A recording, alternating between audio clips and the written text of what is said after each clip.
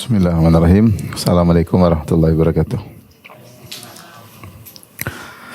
Alhamdulillahi ala ihsanih wa syukru lahu ala taufiqihi wa amtinani. Asyhadu an la ilaha illallah wahdahu la syarika lahu ta'ziman li sya'nih. Wa asyhadu anna Muhammadan abduhu wa rasuluhu da'ila ridwani. Allahumma salli alaihi wa ala alihi wa ashabihi wa ikhwani. Ibu sekalian dirahmati Allah Subhanahu wa taala. Insyaallah kita melanjutkan masih dalam bab keempat, al-iman bir rusul, iman kepada para rasul. Dan kita sekarang akan bahas tentang tugas dari para nabi ya.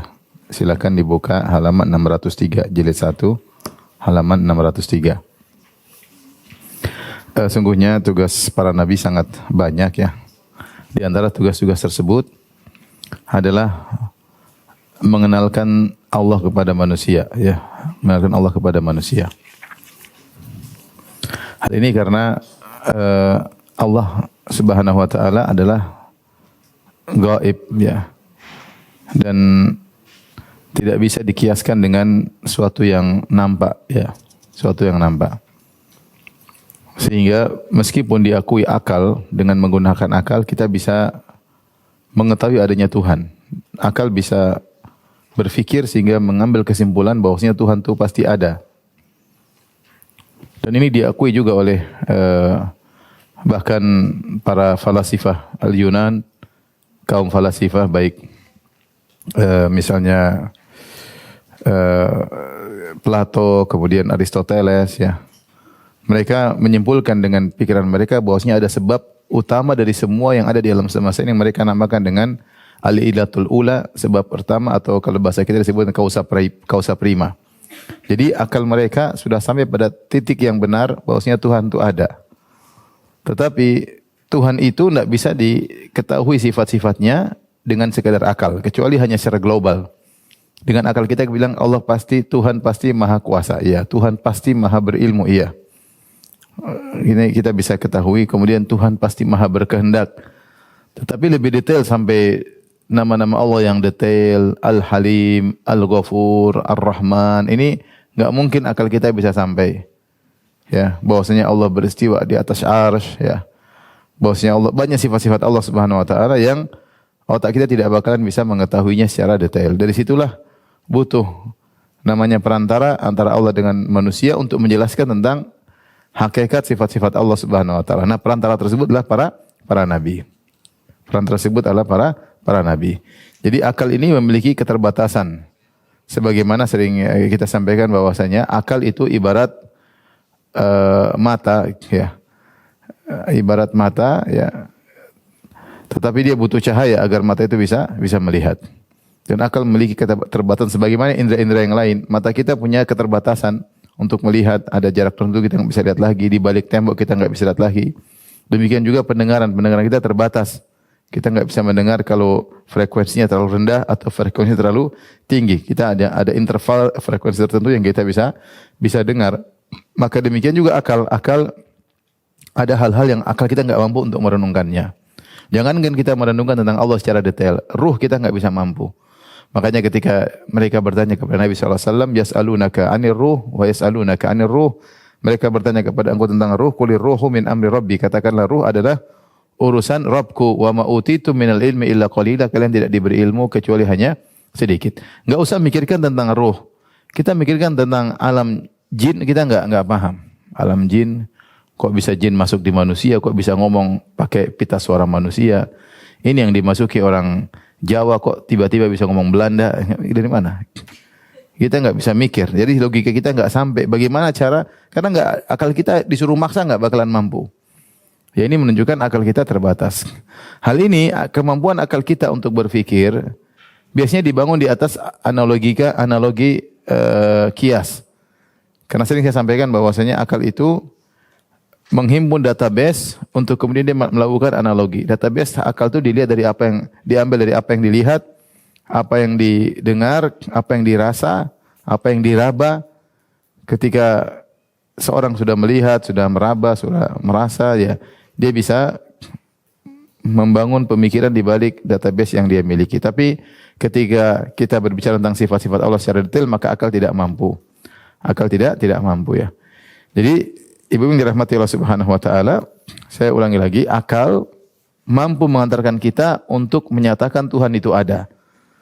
Ini jelas karena tidak mungkin ini semua terjadi kecuali ada sebab utamanya. Dan bahkan bukan cuma akal kita, bahkan akal-akal orang-orang yang kafir seperti Aristoteles, Plato, Socrates, ya, Plotinus. Mereka adalah tokoh-tokoh filsafat Yunani dan mereka menetapkan dalam buku-buku mereka bahwasanya sebab pertama itu ada, yaitu sebab terjadi alam semesta. Mereka namakan dengan al-illatul ula, dalam bahasa Arab atau bahasa Indonesia disebut causa prima. Untuk sampai di situ akal mampu, tetapi bagaimana sifat detail dari causa prima tersebut dari Allah Subhanahu wa taala sang pencipta, maka akal tidak bakalan mampu. Karena ilmu akal dibangun di atas analogi terhadap perkara yang dilihat oleh panca indera, sementara Allah Subhanahu wa taala gaib, tidak pernah dilihat. Akal hanya bisa mendapatkan sifat-sifat Allah secara global, seperti Tuhan itu maha mengetahui, Tuhan itu maha berkuasa, maha berkehendak, maha berilmu. Sebatas itu saja, tapi detail-detailnya tentang nama-nama Allah, sifat-sifat Allah, ini tidak mungkin akal sampai. Maka disitulah perlu Allah mengutus para rasul untuk menjelaskan kepada manusia tentang siapa Tuhan yang mereka diperintahkan untuk menyembahnya. Karena semakin mereka mengenal siapa Tuhan tersebut, maka mereka akan semakin khusyuk dalam beribadah. Mereka akan semakin takut kepada Tuhan tersebut. Mereka akan semakin tunduk kepada Tuhan tersebut. Sebagaimana dikatakan oleh seorang salaf, "Man kana billahi a'raf, kana minhu akhwaf, wa li ibadatihi atlab, wa an ma'siyatihi ab'ad." Siapa yang lebih semakin kenal Allah Subhanahu wa taala, maka dia semakin khusyuk kepada Allah, semakin semangat beribadah kepadanya dan semakin jauh dari bermaksiat kepadanya dengan mengenal Allah Subhanahu wa taala. Jadi tugas pertama para nabi adalah mengenalkan Allah Subhanahu wa taala. Dan alhamdulillah kalau kita baca syariat Islam, Islam mengenalkan Allah dengan secara detail, sifat-sifat secara detail, dengan asmaul husnahnya, nama-namanya dan sifat-sifatnya. Dan ini kita tidak akan dapati dalam agama-agama lain, ya. Dalam sebagian agama yang lain semakin kita berusaha mengenal Tuhan yang dipahami oleh mereka dengan konsep mereka, semakin bingung. Semakin bingung. Sehingga mereka mengatakan udah yang penting ikut aja, taklid aja. Ya, semakin mereka berusaha memahami, mereka akan bingung. Islam alhamdulillah konsepnya Tuhan jelas, ada malaikat, ada rasul. Konsepnya jelas. Ada hukum sebab akibat, ada hukum siapa berbuat baik maka diadab dibalas di surga, yang berbuat buruk diadab di neraka jahanam. Ini tugas yang pertama para rasul adalah mengenalkan Tuhan kepada para makhluk. Kemudian juga selain mengenalkan Tuhan, tugas kedua, lihat halaman 605, adalah mengenalkan kepada manusia tentang tugas mereka apa kepada Tuhan tersebut. Apa sih tugas manusia sebagai ciptaan Tuhan kepada Tuhan tersebut? Tugas manusia adalah hanya beribadah kepada Tuhan tersebut. Ya, kalau mengenal Tuhan saja terus apa fungsinya? Fungsinya ya, kalau kamu sudah tahu kamu punya Tuhan dan kamu adalah makhluk diciptakan, nah ada tugas. Tugas ini yang kasih tahu para rasul, yaitu untuk beribadah kepada sang Tuhan tersebut tanpa mensekutukannya. Wa ma khalaqatul jinna wal insa illa liya'budun. Tidaklah kuciptakan jin dan manusia kecuali untuk beribadah kepadanya. Kalau tidak ada rasul kita enggak tahu. Sudah tahu ada Tuhan, dia mau ngapain? Ya. Rasul itu yang kasih tahu. Kamu tahu kamu punya Tuhan, kamu tidak boleh sembah kepada selain Tuhan tersebut. Karena yang selain Tuhan tidak menciptakan kamu. Selain itu Tuhan tidak beri rezeki kepadamu. Yang mengatur alam semesta hanya sang Tuhan, maka dia sendiri yang berhak untuk disembah. Kemudian yang ketiga di antara tugas para nabi adalah memberi kabar gembira dan peringatan. Ya. Ini di antara tugas para rasul. Allah berfirman, "Wa nursilul mursalina illa mubasysyirin wa mundzirin." Dan tidaklah kami mengutus para rasul melainkan untuk memberikan kabar gembira dan memberi peringatan. Memberi kabar gembira dengan adanya siapa yang beramal saleh akan masuk surga, merasakan kenikmatan yang abadi, dan siapa yang membangkang dan berbuat syirik akan masuk neraka dengan azab yang abadi. Ini semua adalah kabar gembira dan juga peringatan. Dan ayat-ayat seperti ini banyak, seperti firman Allah Subhanahu wa taala, rusulan mubasysyirin wa mundzirin, para rasul sebagai pemberi kabar gembira dan sebagai pemberi peringatan, ya. Wa man nursilul mursalina illa mubasysyirin wa mundzirin. Tidaklah kami utus para rasul kecuali memberi kabar gembira dan juga memberi peringatan. Dan demikian juga para dai ketika mereka mendakwahkan, mengemban risalah para rasul, seperti kita umat Islam mengemban risalah Nabi Muhammad SAW, sifat para dai juga tersebut sama dengan tugas Nabi SAW. Maka seorang dai ketika menyampaikan materi ada mubasyir dan juga munzir. Mubasyiran, munziran, ya. Memberi peringatan dan juga memberi kabar gembira. Maka tidak benar seorang dai yang berdakwah hanya memberi kabar gembira melulu, ya. Kajiannya selalu yang nyenang-nyenang terus. Dan tidak benar juga ada seorang dai kajiannya cuma memberi peringatan terus. Bid'ah syirik melulu, enggak ada kajian yang lain. Harus digabungkan keduanya. Bahwa tugas para dai adalah memberi kabar gembira dan juga beri peringatan. Kalau siapa diberi kabar gembira terus, maka dia akan berharap full dan tidak takut kepada Allah Subhanahu wa taala. Dan siapa yang diberi peringatan terus tanpa kabar gembira, dia akan putus asa. Dia akan putus asa. Maka tugas para rasul adalah memberi kabar gembira dan beri peringatan. Bahwasanya di balik kehidupan dunia ini ada kegembiraan dan ada kesedihan, ya. Ada kesedihan yang abadi dan kegembiraan yang abadi, ya. Kata Allah, fil akhirati adzabun syadidun wa maghfiratun minallahi wa ridwan. Ketika Allah sebutkan tentang hakikat dunia, kata Allah Subhanahu wa taala, i'lamu annamal hayatud dunya la'ibu wa lahu wa zinatun wa tafakhurun bainakum wa takathurun fil amwali wal aulad kamathali ghaithin a'jabal kuffara nabatuhu thumma yahiju fatarahu musfarra thumma yakunu hutama wa fil akhirati adzabun syadidun wa maghfiratun minallahi wa ridwan wa mal hayatud dunya ila mata'ul gugur. Dalam surat Al-Hadid kata Allah, ketahuilah. Allah jelaskan tentang kehidupan dunia. Ketahuilah dunia ini hanyalah permainan dan senda gurau, ya. Hanya perhiasan, ya, dengan baju, dengan apa namanya, jam, dengan apa yang kita pakai, ya. Wa tafakhurum bainakum, dunia ini hanya tempat untuk bangga-banggaan di antara kalian. Saya dari suku ini, saya dari suku anu, saya keturunan ini, keturunan anu, saya punya ini, saya punya anu. Saya darah biru, kamu darah hijau, yang seterusnya. Wa takatsurun fil amwali wal aulad, dan demikianlah dunia juga adalah tempatnya untuk saling bangga-banggaan, banyak-banyakan. Saya punya perusahaan lebih banyak daripada kamu, kamu punya segini, saya punya anak lebih banyak, saya punya istri lebih banyak, bangga-banggaan aja. Hanya sekedar bangga-banggaan, ya. Tapi Allah sebutkan seluruh dunia tersebut kamathali ghaithin a'jabal kuffara nabatuhu.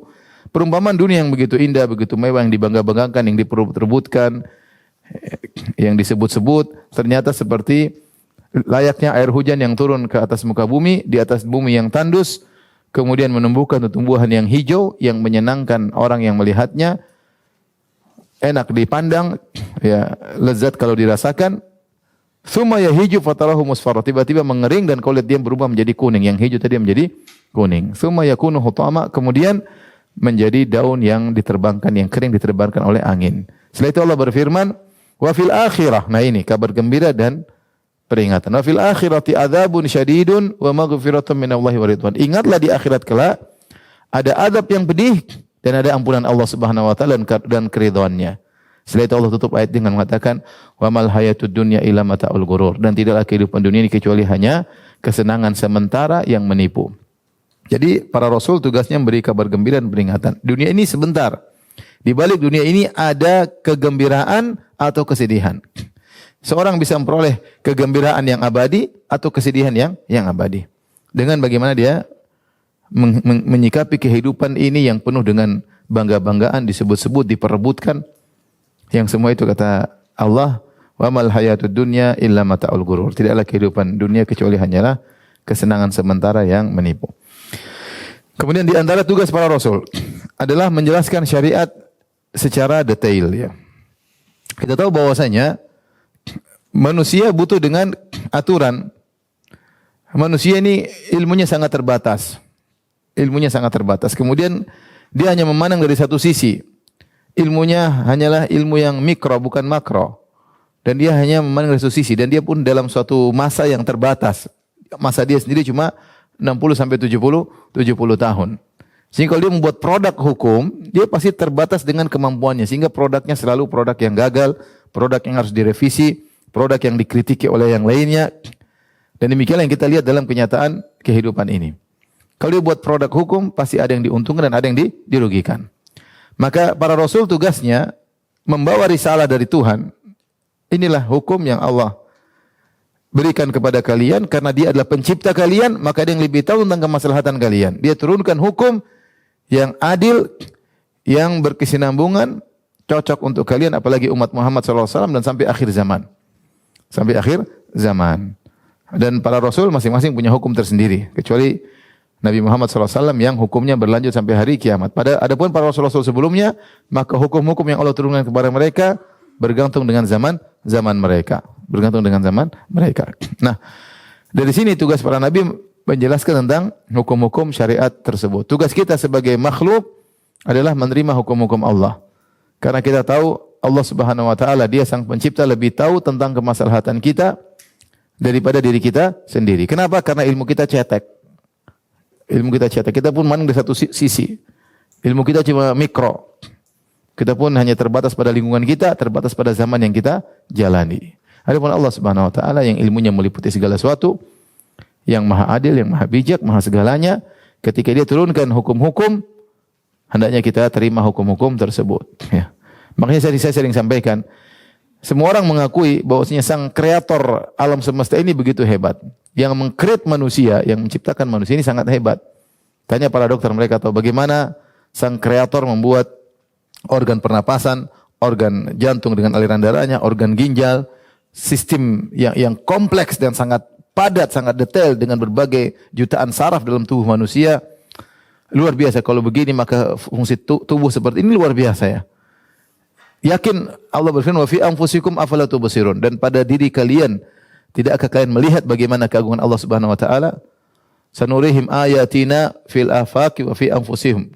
Ya. Kami akan nampakkan kepada mereka bagaimana tanda-tanda kekuasaan kami di cakrawala ini. Kita bisa lihat bagaimana satu aja kita ambil makhluk Allah, kita renungkan, luar biasa Sang kreator dari makhluk ini. Kita ambil lalat saja dengan mata fasetnya, dengan kelincahannya, dengan kegiatannya, kita ini luar biasa yang ciptakan lalat. Kita ambil semut aja, kita ambil sampel kemudian kita renungkan, ini luar biasa. Kita lihat langit, luar biasa. Lihat matahari yang saya sering sampaikan, matahari yang jaraknya dari sini, kata orang jaraknya dari matahari sampai kita 150 juta kilometer.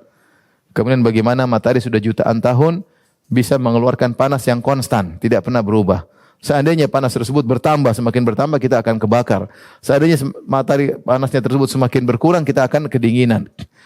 Seandainya matahari semakin mendekat, kita akan terbakar. Kalau seandainya semakin matahari orbitnya semakin jauh, kita akan kedinginan. Bagaimana? Siapa yang bisa jaga matahari jutaan tahun dengan orbit yang tetap, dengan panas yang konstan? Para ahli astronomi mengatakan di permukaan matahari setiap hari terjadi ledakan yang dahsyat agar bisa mengeluarkan apa? Panas sampai kepada kita. Ibaratnya kalau kita mau bikin panas sampai 10 km dari sini, kita harus membakar sesuatu dengan ukuran yang pas sehingga derajatnya terus sama di sana. 10. Tapi siapa yang mampu coba kita bakar sesuatu, pasti kadang-kadang lebih panas, kadang-kadang panasnya turun.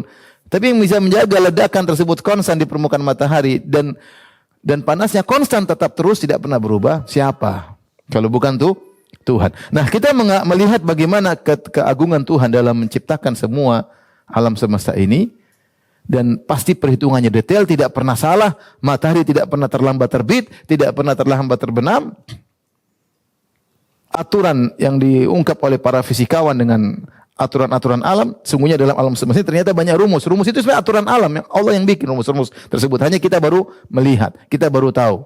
Ternyata dalam alam semesta ini ada rumus yang berjalan. Siapa yang bikin rumus ini? Tuhan. Dan tidak pernah salah. Nah, ketika Tuhan tersebut, Sang Kreator tersebut, bikin aturan buat kita nggak mau terima. Kita aja disuruh bikin lalat nggak bisa. Disuruh bikin ini sering salah. Disuruh gambar rumah keliru-keliru.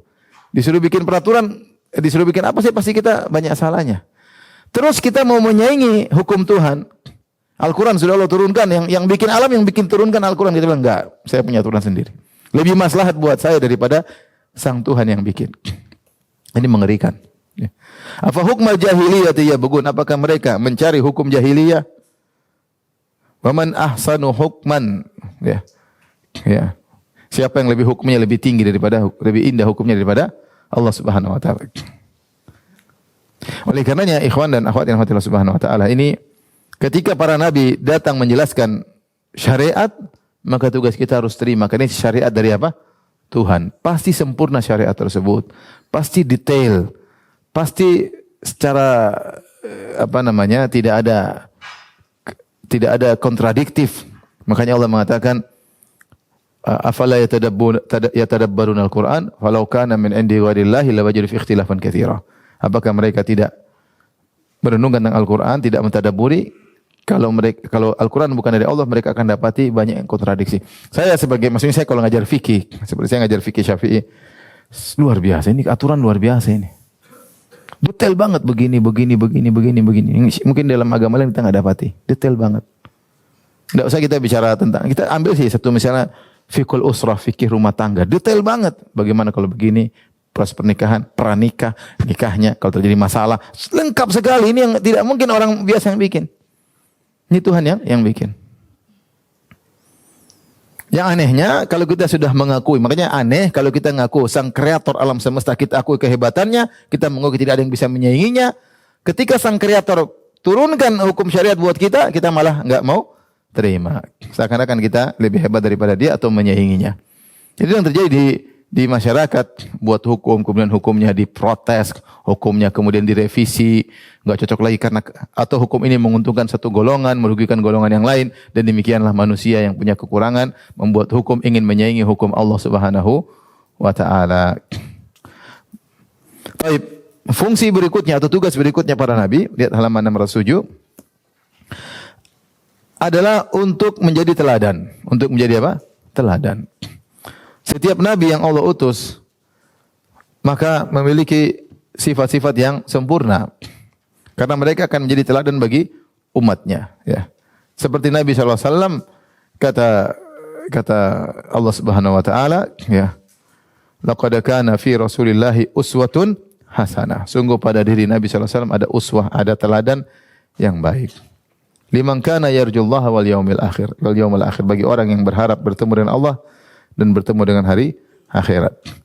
Sehingga Aisyah pernah menyimpulkan tentang akhlak Nabi ketika ditanya tentang akhlak Nabi. Kata Aisyah radhiyallahu anha, kana khuluquhul Qur'an. Akhlak Nabi adalah Al-Qur'an. Al-Qur'an berjalan itulah Nabi. Semua ayat dalam Al-Qur'an Nabi yang pernah mempraktekannya. Jadi benar-benar Nabi menjalankan syariat Allah Subhanahu wa taala.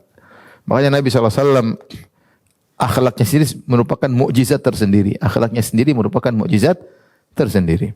Ya, siapa yang merenungkan tentang akhlak Nabi, maka dia tahu akhlak Nabi itulah mukjizat dari sisi sebagai suami. Dia sebagai suami mukjizat. Tidak ada yang dia seperti suami seperti Nabi SAW. Bisa mendekati atau berusaha, tapi bisa sempurna seperti Nabi nggak ada yang bisa. Sebagai ayah sempurna, sebagai pemimpin negara sempurna, sebagai kawan sempurna, sebagai kepala negara sempurna. Ketika berhadapan dengan musuh, sikap dia terhadap musuh sempurna. Sempurna. Kapan berperang, ketika berperang sempurna, ketika berdamai sempurna. Sempurna semuanya. Ketika dalam perang paling berani, Nabi paling depan. Para sahabat mengatakan kalau kunna idhah marral ba's, ya. Ittaqaina bi Rasulillah sallallahu alaihi wasallam. Kata Ali bin Abi Thalib, kami kalau perang sudah sangat gawat, kami berlindung di belakang Nabi. Padahal Ali bin Abi Thalib adalah orang yang sangat-sangat pemberani. Tapi kalau sudah perang sangat gawat, berlindung di belakang Nabi. Nabi paling depan. Sallallahu alaihi wasallam. Ya. Luar biasa, sempurna dari segala. Maka setiap nabi adalah petunjuk atau teladan bagi kaumnya. Makanya Ibnu Hazm mengatakan, siapa yang membaca sirah Nabi, maka pasti dia yakin ini adalah utusan Tuhan. Dia pasti masuk Islam. Karena sirah Nabi sendiri adalah mukjizat tersendiri. Mukjizat tersendiri. Makanya saya tulis di bagian awal sirah, bagaimana Allah Subhanahu wa taala menjadikan sejarah hidup Nabi dengan berbagai macam peristiwa. Mulai dia lahir dalam kondisi yatim, kemudian ibunya kemudian meninggal, kemudian dirawat ini, kemudian pernah jadi penggembala kambing, kemudian menikah, kemudian begini, kemudian didakwa, kemudian dalam kondisi sulit, kemudian di Mekah diintimidasi, para sahabatnya dibunuh, kemudian semua kondisi perjalanan Nabi ini sudah diskenariokan oleh Allah Subhanahu wa taala, sehingga kalau kita mau cari contoh apapun ada di situ. Contoh apapun ada di situ. Kalau bukan pada Nabi, maka pada sahabat-sahabat yang dibimbing oleh Nabi SAW. Jadi skenario sirah Nabi SAW sudah dibuat oleh Allah sedemikian rupa sehingga semua contoh ada. Lain halnya kalau kita misalnya kembali kepada sebagian sirah Nabi yang lain tidak sempurna ya. Seperti Nabi Isa alaihissalam, kalau kita mau ingin mencontoh bagaimana raja yang baik, Nabi Isa bukan pemimpin. Ya, kalau kita ingin tahu bagaimana suami yang baik, Nabi Isa tidak disebutkan beliau punya anak-anak, punya istri, tidak ada. Ya. Sehingga tidak bisa mencontohi. Tapi Nabi SAW luar biasa sirahnya dari awal sampai akhir, semua ada contohnya. Bahkan contoh Nabi SAW ketika sudah punya negara, berhadapan dengan musuh, ternyata Rasulullah mencontohkan berbagai contoh. Contoh ketika dalam satu negara, Rasulullah SAW diintimidasi. Bagaimana yang harus kita lakukan? Masih di Mekah, Rasulullah SAW dalam negara Mekah, Rasulullah SAW bukan siapa-siapa. Bagaimana para sahabat? Nah, itu ada contoh, ada sebagian di zaman sekarang yang kondisinya seperti itu. Ya. Harus bagaimana? Ketika Nabi SAW tiba di kota Madinah, ternyata di Madinah bertetangga dengan orang-orang non-Muslim. Ada Yahudi, ada musyrikin. Nah, bagaimana caranya? Nabi contohkan. Ketika bertetangga dengan apa? Orang-orang kafir. Kemudian ketika berperang dengan orang kafir, Allah juga sebutkan kondisi Nabi berperang. Ya. Ketika berperang dan ketika diserang. Bayangkan, diserang ketika perang seperti perang Badar, ketika diserang seperti perang apa? Khandaq, ada contohnya. Ketika Nabi berdamai, ada contohnya dalam perjanjian Hudaybiyah. Jadi maksud saya, demikianlah sirah para Nabi, terutama Nabi SAW, dibuat oleh Allah sedemikian rupa, sehingga bisa menjadi teladan dalam segala sisi. Dan demikianlah Rasulullah SAW sempurna. Oleh karenanya itu hikmahnya kenapa para Nabi diutus dalam manusia, bukan malaikat. Sementara orang kafir pingin yang diutus malaikat. Tapi Allah utus para nabi manusia karena agar bisa dicontoh. Nikmat Allah utus para nabi dalam bentuk manusia agar bisa dicontoh. Kalau yang diutus malaikat gimana mencontohinya? Ya. Malaikat enggak kawin, malaikat enggak makan. Contohnya gimana? Enggak punya anak. Tapi kalau nabi adalah manusia, dia akan melakukan sifat-sifat manusiawinya. Makanya orang-orang musyrikin protes, wa qalu ma li hadzal rasuli ya'kulu at-ta'ama wa yamshi fil aswaq laula unzila ilaihi malakun fayakuna ma'ahu nadhira. Mereka berkata, kenapa Rasul ini kok makan makanan dan jalan di pasar? Tidak akan diturunkan kepadanya malaikat sehingga menjadi pemberi peringatan bersamanya? Ya, mereka protes. Rasul dari kalangan manusia. Justru Rasul dari kalangan manusia itu nikmat dari Tuhan. Ya, dari Allah agar bisa ditiru, agar bisa dicontohi, agar bisa diteladani. Baik, Ibu dan ikhwan, Bapak yang dirahmati Allah Subhanahu wa taala, di antara tugas para rasul, di antara tugas berikutnya adalah untuk menegakkan hujjah kepada para manusia sehingga mereka tidak punya argumentasi, mereka tidak punya alibi yang bisa mereka ajukan di hadapan Allah pada hari kiamat kelak karena hujjah sudah tegak. Allah berfirman, "Rusulan mubasysyirin wa mundhirin li'alla yakuna lin-nasi 'ala Allahi hujjatun ba'da ar-rusul wa kana Allahu 'azizan hakima." Mereka kami utus setelahku rasul-rasul pembawa berita gembira dan memberi peringatan agar supaya tidak ada alasan bagi manusia membantah Allah sesudah diutusnya para rasul-rasul tersebut. Dan adalah Allah Maha Perkasa lagi Maha Bijaksana. Jadi Allah mengatakan li'alla yakuna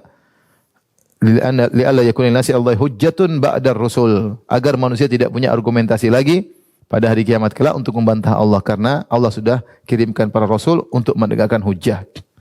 Ya, tidak ada hari kiamat. Saya enggak tahu, enggak bisa. Kenapa saya sembah Nabi Isa? Enggak tahu. Sudah dijelaskan di mana-mana. Sudah dijelaskan oleh Nabi Muhammad SAW, dijelaskan para dai. Banyak para dai menjelaskan, tidak ada alasan. Demikian juga Allah berfirman, "Ya ahlal kitabi qad ja'akum rasuluna yubayyinu lakum ala fatratin minar rusuli an taqulu ma ja'ana min basyirin wala nadhir." Wahai ahlul kitab, sungguhnya telah datang kepada kalian para rasul dari kami menjelaskan syariat kami kepada kalian ketika terputus pengiriman para rasul, agar kamu tidak mengatakan tidak ada datang kepada kami baik seorang pembawa berita gembira maupun seorang memberi peringatan. Jadi yang jelas di antara tugas para rasul adalah untuk menegakkan hujjah. Makanya pada hari kiamat kelak Allah berfirman kepada orang-orang yang lempar di neraka jahanam, Kullama ulqiya fiha faujun sa'alahum khazanatuha alam ya'tikum nadhir. Setiap ada sekelompok orang dimasukkan dalam neraka jahanam, malaikat penjaga neraka bertanya, "Alam ya'tikum nadhir?" Kok bisa masuk neraka? Bukankah sudah datang memberi peringatan kepada kalian? Qalu bala. Iya, sudah datang. Ya, tapi kami dustakan pemberi peringatan tersebut. Demikian juga ketika orang kafir digiring ke neraka jahanam, wasiqal ladzina kafaru ila jahannam zumara. Ketika orang-orang kafir digiring ke neraka jahanam secara berkelompok-kelompok, hatta idza ja'uha futihat abwabuha. Ketika mereka sudah tiba di depan pintu neraka jahanam, dibukalah pintu-pintu tersebut, siap masuk. Wa qala lahum khazanatuha. Berkatalah para penjaga neraka jahanam, alam ya'tikum rusulun minkum yatluna 'alaikum ayati rabbikum wa yunzirunakum liqa'a yaumikum hadza. Para penjaga neraka berkata, bukankah telah datang kepada kalian para utusan Allah, para rasul dari golongan kalian yang membacakan ayat-ayat Allah dan beri peringatan kepada kalian tentang hari pertemuan ini? Qalu bala. Iya, benar datang.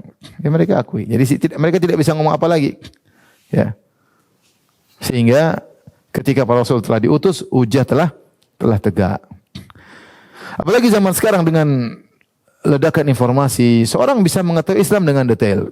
Dia dimanapun selama ada kuota, dia bisa tahu Islam.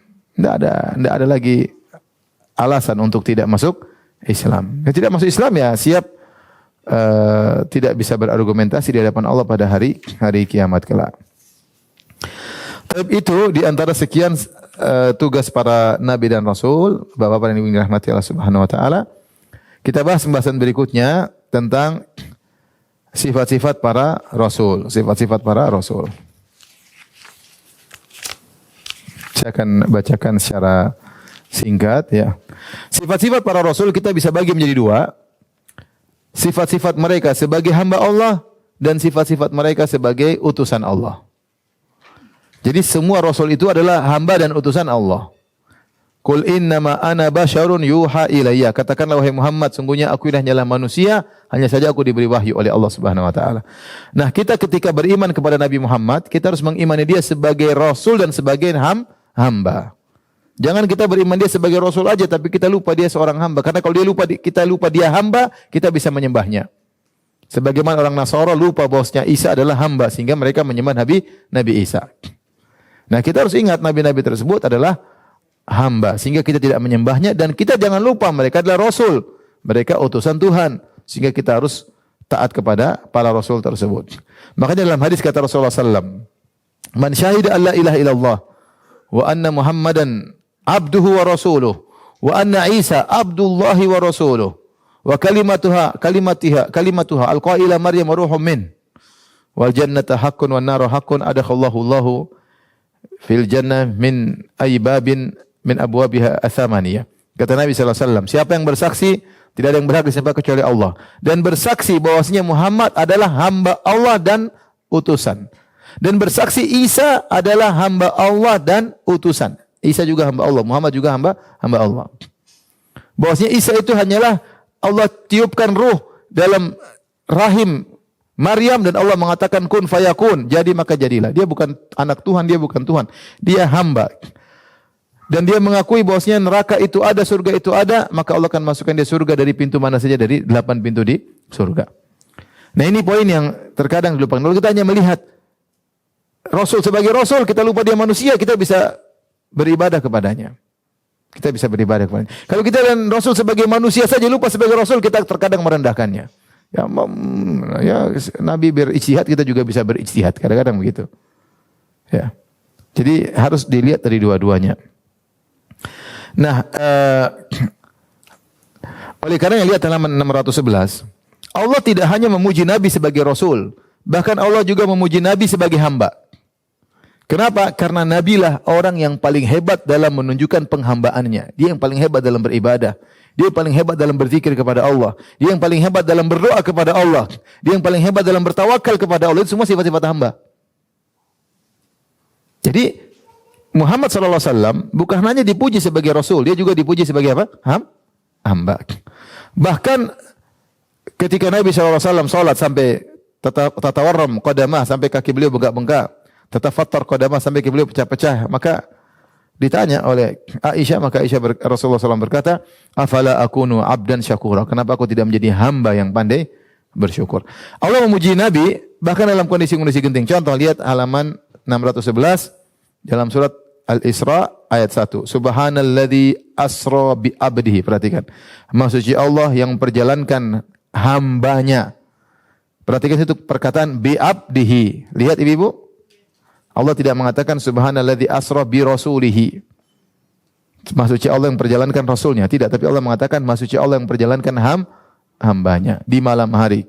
Minal masjidil haram ilal masjidil aqsa alladzi barakna haulahu linuriyahu min ayatina. Innahu wasami'ul basir.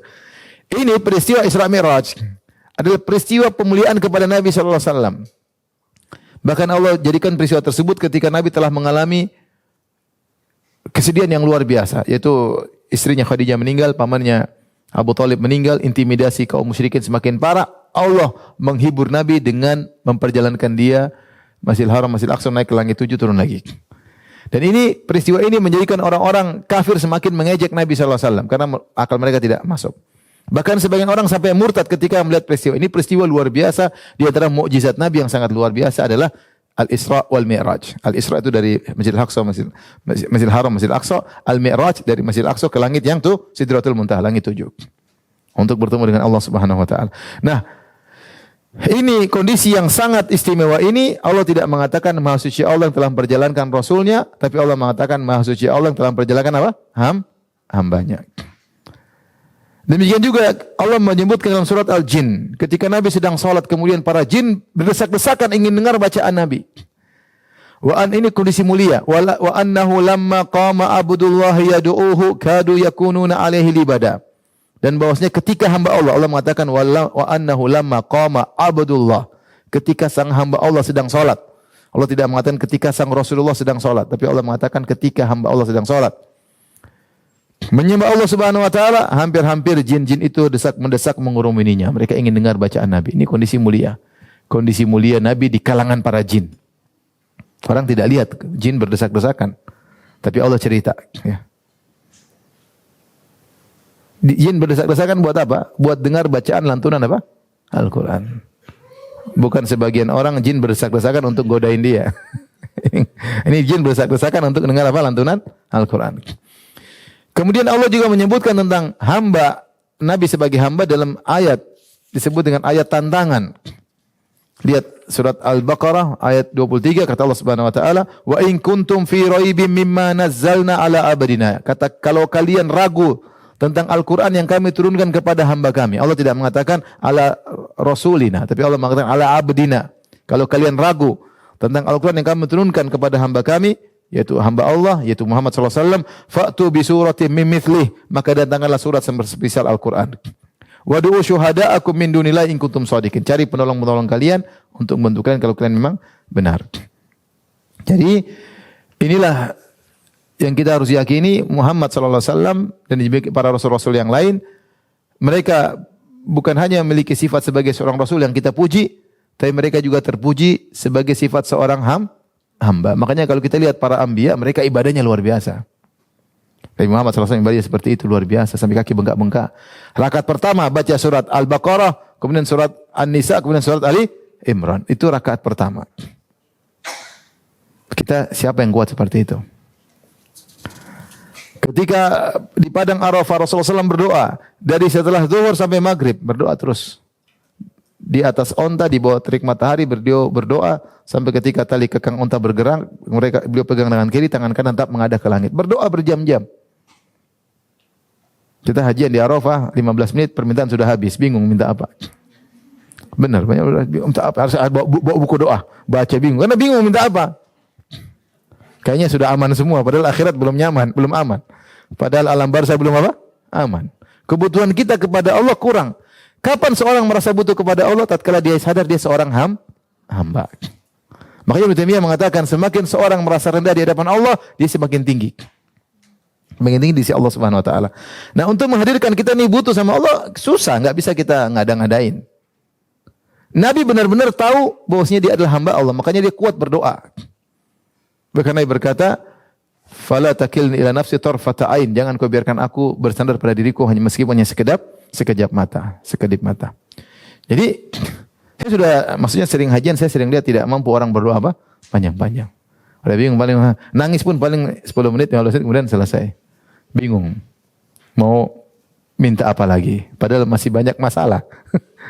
Tapi tidak minta, udah habis pertanyaan. Permintaan sudah habis. Nabi yang tidak ada masalah, Nabi ada masalah enggak? Enggak ada. Tidak ada masalah, dia di dunia enggak ada masalah, di alam barzah enggak ada masalah, di surga yang buka pintu surga tidak buka kecuali Nabi yang ketuk. Itu pun dia berdoa. Kenapa? Karena dia memiliki sifat penghambaan yang luar biasa. Ya. Seperti juga disebutkan Nabi Sulaiman alaihissalam. Nabi Sulaiman kalau sudah sholat di atas tongkat bisa berhari-hari. Makanya Allah sebut tentang kisah Nabi Sulaiman ketika dia meninggal. Jin-jin tidak tahu. Karena Nabi Sulaiman kalau lagi ngawasi jin-jin kerja dia sambil sholat. Suatu hari Nabi Sulaiman kok sholat gak berhenti-berhenti. Padahal dia sudah meninggal dunia. Tapi meninggalnya di atas apa? Tongkat. Jin-jin kira masih sholat. Biarin kerja terus masih sholat. Tahu-tahu Nabi Sulaiman tersungkur. Lah ternyata sudah mati. Kita kebohong dari Nabi Sulaiman. Mereka. Ibadah mereka sangat apa? Sangat kuat. Karena mereka adalah para hamba. Taib, oleh karenanya mereka bukanlah malaikat, mereka adalah manusia. Makanya banyak umat-umat mereka yang mengejek. Ya, wa qalu ma li hadzal rasuli ya'kulu at-ta'ama wa yamshi fil aswaq. Karena Rasul apa Muhammad ini kok makan makanan jalan di pasar? Mereka mau Rasul itu malaikat terbang gitu, enggak. Ya. Wa ma arsalna minal mursalina illa innahum la ya'kuluna at-ta'ama wa yamshuna fil aswaq. Tidak kami mengutus para rasul kecuali mereka makan makanan dan mereka berjalan di pasar. Nah, lihat halaman 613 tentang sifat-sifat manusiawi para nabi. Ini sifat-sifat manusiawi ya. Tujuan kita untuk meyakini Nabi Muhammad adalah seorang hamba sebagaimana nabi-nabi yang lain agar kita tidak beribadah. Makanya Nabi berkata, la tutruni kama atratin nasara bin Maryam innama ana abdun faqulu abdullahi wa rasuluh. Jangan kalian berlebih-lebihan kepada aku sebagaimana Nasara berlebih-lebihan kepada siapa? Nabi Isa. Karena mereka berlebih-lebihan kepada Nabi Isa, akhirnya mereka anggap Nabi Isa sebagai Tuhan, anak Tuhan. Innama ana abdun, aku hanyalah seorang hamba. Faqulu abdullahi wa rasuluh. Katakanlah Muhammad adalah hamba Allah dan Rasulnya. Rasulullah ingin jelaskan, saya hamba ini sifat mulia.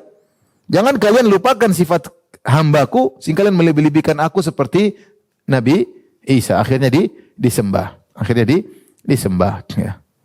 Seperti sebagian mereka ada yang memuji Nabi dengan perkataan yang luar biasa, dengan mengatakan, wa inna min judika ad-dunya wa dharrataha, wa min ulumika ilmal lauhi wal qalami. Di antara kedermawanan engkau wahai Muhammad adalah dunia dan surga dan akhirat. Di antara kedermawanan Muhammad siapa? Dunia dan akhirat. Jadi kalau dunia akhirat dari Nabi, kalau dari Allah yang mana? Wa min ulumika, di antara ilmu wahai Muhammad ilmu lauhi wal qalami, yaitu ilmu lauhil mahfuz. Asy-Syaukani bantah perkataan ini. Ini berlebih-lebihan. Seandainya kata gantinya diganti dengan Allah, cocok.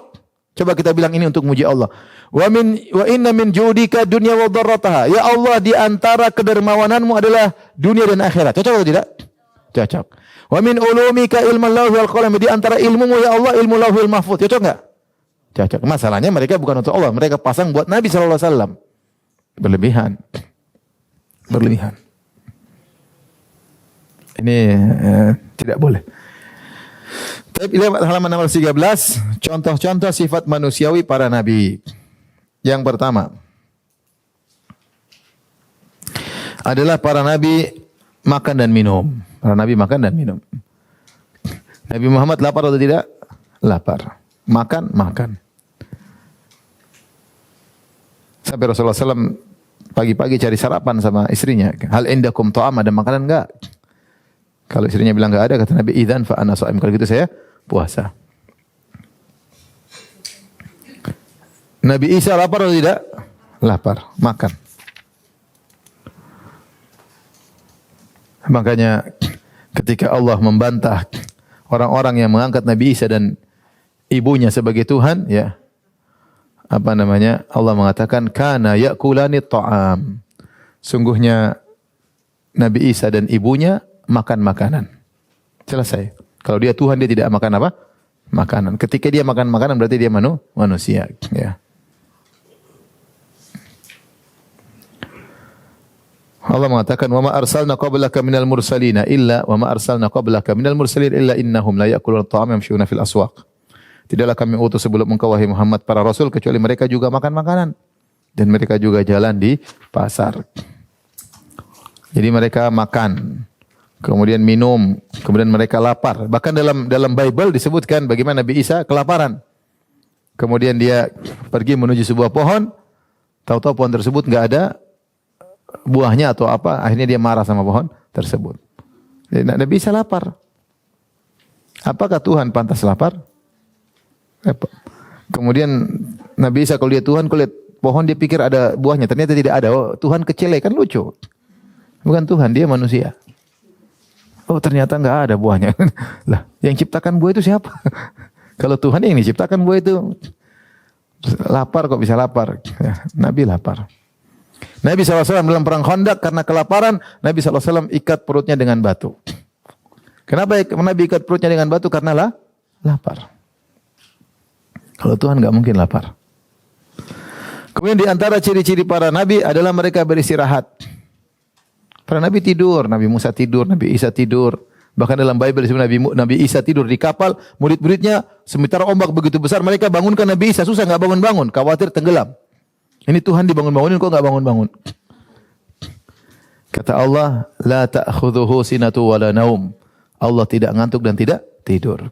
Alam semesta yang begitu kompleks, kalau Tuhannya tidur, kacau nanti. Oleh karenanya Tuhan tidak mungkin apa tidur. Tapi para nabi mereka tidur. Nabi Muhammad SAW tidur. Terkadang terdengar suara dari mulutnya, dengkuran kecil. Terdengar dari Nabi SAW. Artinya benar-benar beliau tidur. Yang lebih menunjukkan mereka manusia, mereka menikah dan punya anak. Para nabi menikah dan punya anak. Kata Allah, "Walaqad arsalna rusulan min qablika wa ja'alna lahum azwajan wa dzurriyyah." Sungguh kami telah mengutus para rasul sebelum engkau. Kami jadikan bagi mereka istri-istri dan anak-anak. Nabi Adam punya anak enggak? Punya. Punya istri? Ada Hawa. Nabi Nuh punya istri? Punya anak. Ya. Semua Nabi punya istri dan punya anak. Nabi Musa pun demikian. Ya. Artinya mereka bisa menikah, mereka punya anak. Dan Nabi Muhammad SAW. Kalau mereka Tuhan, mereka tidak butuh sahibah, mereka tidak butuh pasangan. Dan mereka tidak butuh anak. Ketika mereka menikah dan punya anak, maka mereka adalah manusia hamba. Kemudian di antaranya mereka memiliki sifat-sifat kekurangan sebagai konsekuensi manusia. Ya. Contohnya lupa. Kalau dia manusia maka lupa. Nabi Adam lupa. Allah berfirman, "Walaqad ahdina ila Adam min qablu fanasiya wa lam najid lahu azma." Sungguh kami telah memerintahkan Adam sebelumnya, maka ia lupa dengan perintah tersebut. Dan kami tidak dapati padanya kemauan yang kuat. Nabi Adam lupa. Ya, sehingga dia makan buah yang ada di surga.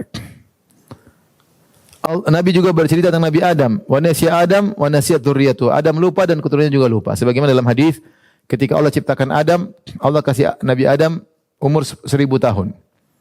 Setelah itu Allah keluarkan anak keturunan ini. Allah lihatkan ruh mereka kepada Nabi Adam. Nabi Adam lihat. Sampai lewatlah seorang indah dilihat oleh Nabi Adam. Nabi Adam, siapa ini? Kata Allah, itu Daud dari salah satu keturunanmu. Kata Nabi Adam, berapa umurnya? Kata Allah, umurnya 60 tahun. Kasihan. Tambah dari saya 40 deh. Jadi 100. Jadi Nabi Adam mensedekahkan umurnya. Karena sayangnya kepada Nabi Daud. Entah apa dia terhadap Nabi Daud, dia kasih 40 tahun untuk Nabi Daud. Akhirnya umurnya dari 1000 menjadi 960.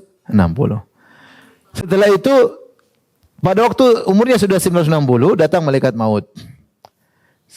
Berarti waktu mungkin Adam diciptakan masih umur setahun ya mungkin ya. Terus 960 tahun kemudian malaikat maut datang, dia lupa kalau sudah pernah mensedekahkan 40 tahun. Malaikat maut datang mau cabut orang, belum waktunya, masih 40 tahun lagi. Ya enggak usah 900 tahun, kita 1 tahun kita lupa. Iya enggak? Lupa. Saya ketemu orang banyak sekali saya lupa, enggak ingat. Apalagi kalau enggak pernah traktir makan lupa saya. Pernah ketemu di mana? Aduh. Pernah makan enggak? Pernah Ustaz kita makan bareng. Di mana? Di restoran Ustaz. Siapa yang bayar gitu? Ustadz yang bayar. Itu saya lupa makanya. Kalau kamu yang bayar saya ingat. Saya pernah ketemu orang gitu. Ketemu di hotel, Ustadz kita siapa? Aduh saya berusaha ingat lupa. Terus dia menyebutkan satu kunci. Kita pernah makan bareng. Harusnya kalau makan bareng saya ingat. Terus dia bilang itu Ustadz yang traktir. Itu saya lupa. Manusia lupa. Baru ketemu setahun 2 tahun udah lupa. Kadang lupa namanya, lupain. Adam 900 tahun kemudian lupa, wajar atau tidak? Wajar lagi. Ketika Adam lupa alaihissalam, dia itu orang nenek moyang kita, maka Nabi berkata, nasiya Adam wa nasiya dzurriyyatuhu. Nenek moyang kita lupa dan keturunannya juga bakalan apa? Lupa. Yang tidak lupa cuma Tuhan. Wa ma kana rabbuka nasiya. Tuhanmu tidak bakalan apa? Lupa. Manusia lupa.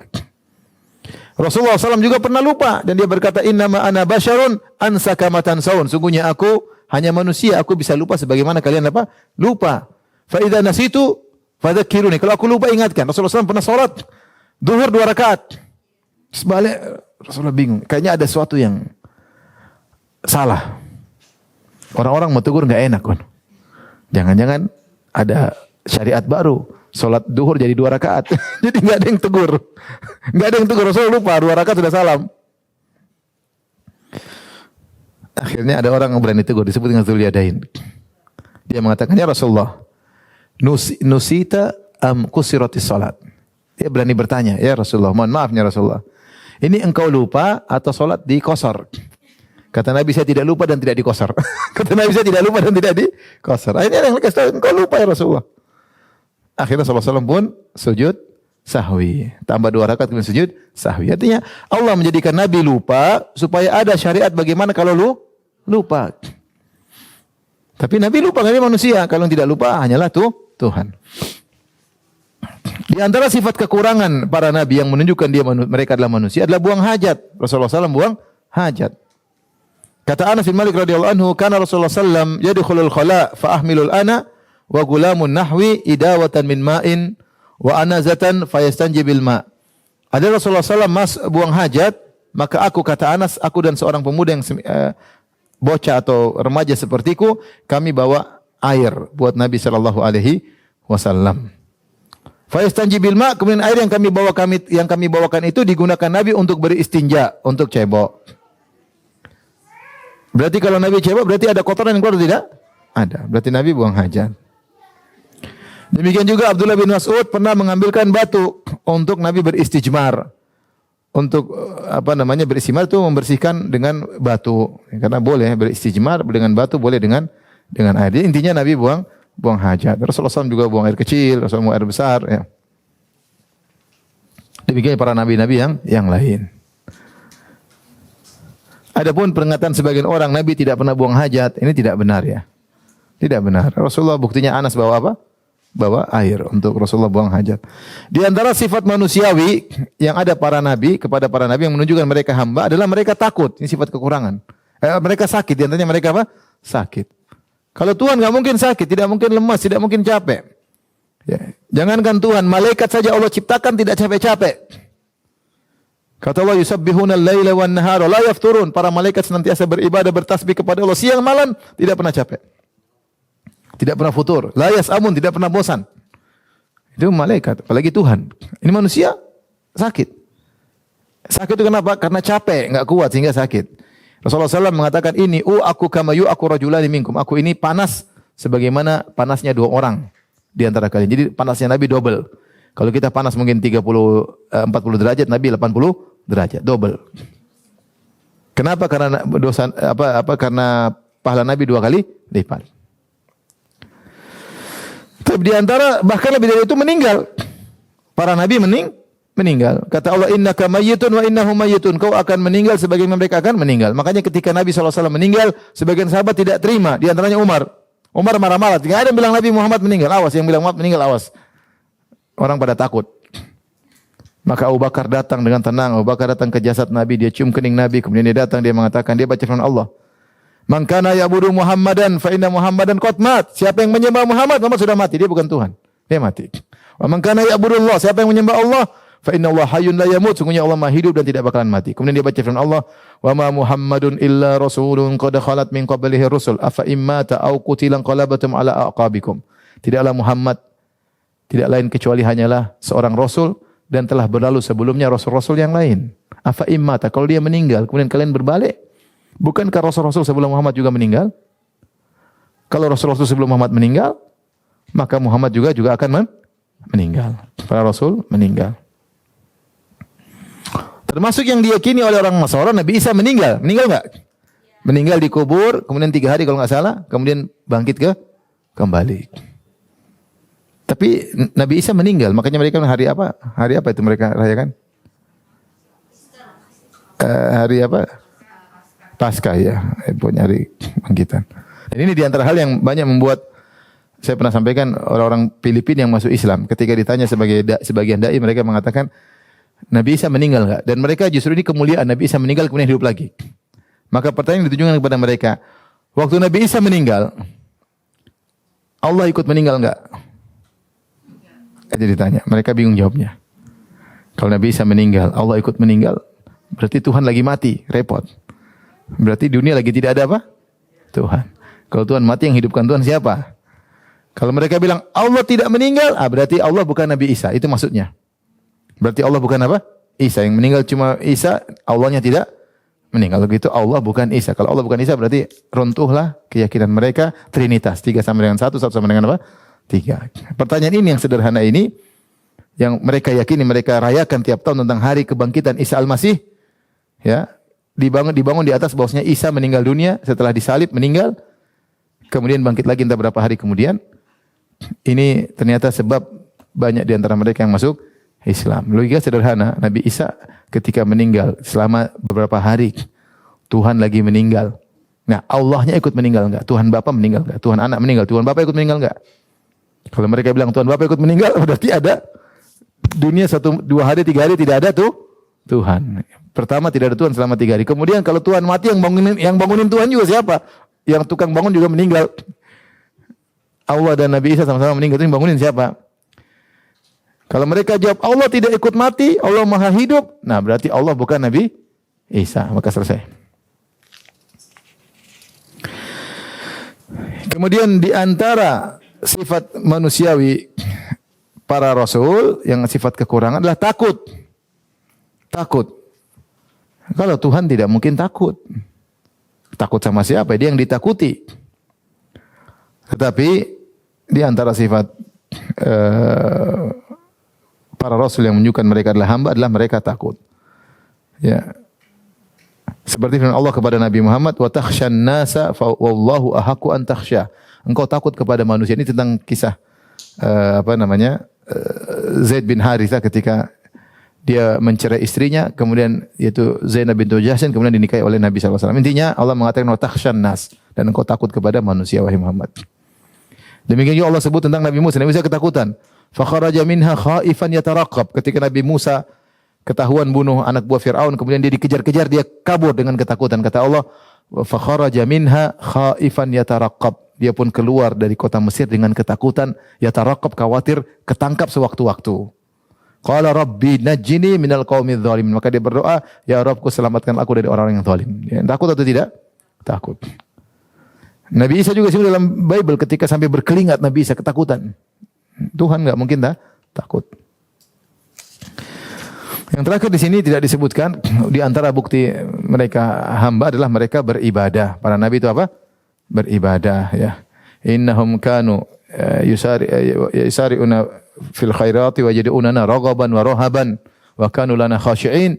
Kata Allah, sungguhnya para nabi itu mereka berlomba-lomba dalam kebaikan, cepat dalam kebaikan, yad'unana, mereka berdoa kepada kami raghaban wa rahaban, dengan berharap dan rasa takut. Wa kanu lana khashi'in, mereka khusyuk kepada kami. Para nabi beribadah. Kalau mereka Tuhan, mereka tidak perlu beribadah. Mereka justru diibadahi. Paham? Kalau Tuhan dia tidak beribadah tapi diibadahi. Tapi Nabi Muhammad beribadah, berdoa. Nabi Musa berdoa, di antaranya Nabi Isa juga beribadah. Dalam Bible disebutkan, saya sebut dalam buku Kisah Para Rasul, bagaimana dalil para Nabi Isa beribadah. Dan saya punya kawan, pernah ke rumah juga. Dia alhamdulillah, seingat saya sudah mungkin ratusan atau sudah 1000 lebih orang masuk Islam lewat dia. Dia bilang, saya tanya, kenapa masuk Islam dulu? Dia bilang, saya cuma lihat poster atau pajangan Nabi Isa sedang berdoa. Tulis Yesus pray in the garden itu. Ya, dia lihat Yesus berdoa gini, dia sering dipajang. Dia jadi berpikir, ini Tuhan kok berdoa. Masuk Islam dia.